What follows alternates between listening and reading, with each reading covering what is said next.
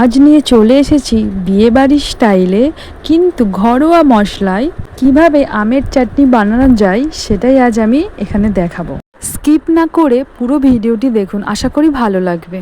তার জন্য লাগছে আমার 4-5টা কাঁচা আম।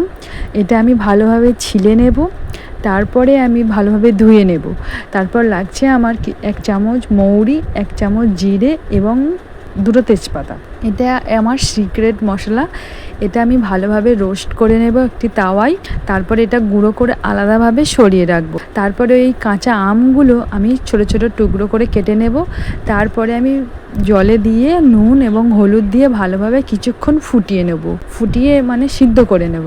তারপরে সিদ্ধটা হয়ে আসলেই এভাবে একটা চামচের সাহায্যে আমি দেখে বুঝবো যে আমার আমটা কতটা সিদ্ধ হয়েছে।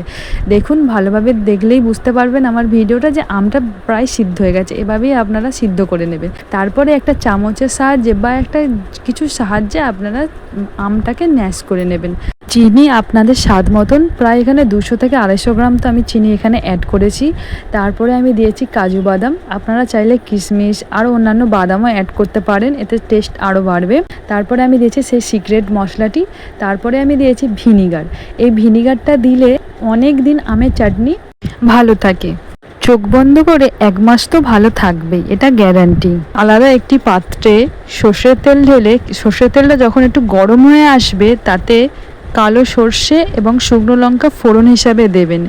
হালকা নাড়াচাড়া করার পরে লঙ্কার রং চেঞ্জ হলেই আপনি আমের চাটনিতে দিয়ে দেবেন। তারপরেই ব্যাস রেডি আপনার চাটনি, সুস্বাদু। ভালো লাগলে লাইক করবেন, সাবস্ক্রাইব করবেন, আমার চ্যানেলটিকে ফলো করতে ভুলবেন না।